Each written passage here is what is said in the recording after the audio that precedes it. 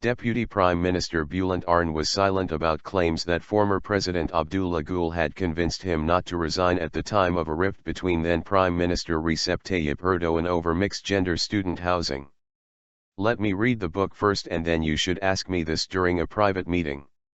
"Let me answer then," Arınç said, when asked about accuracy of the claim in a new book by Ahmet Sever, who served as an advisor to Gül for 12 years. In his book, entitled Abdullah Gül il 12 12 Years with Abdullah Gül, Sever said Gül had, at the time, persuaded Arınç not to resign. Sever's claims refer to the November 2013 very public rift between Arınç and Erdoğan. The disagreement came after Erdoğan announced that measures would be taken to prevent co-ed housing, even though Arınç said no such plan was under consideration.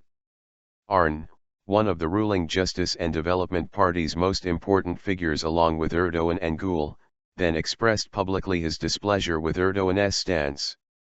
Arınç made a public appeal to Erdoğan to clarify why the latter had made a contradictory statement to Arınç's public remarks regarding the government's plans to prevent university students from living in mixed-sex accommodations. Arınç said his appeal had been met by Erdoğan and thus the rift was privately settled. According to Sever, Arınç did not have any intention to back down after he made up his mind to resign.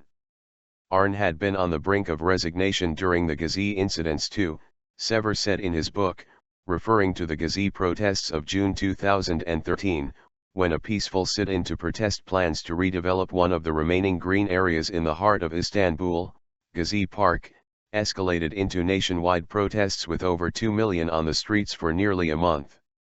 Shortly after Arınç made his decision, then Foreign Minister Ahmet Davutoglu, Energy Minister Taner Yıldız and Culture Minister Ömer Çelik asked for an urgent appointment with Gül and requested him to step in the crisis, Sever said.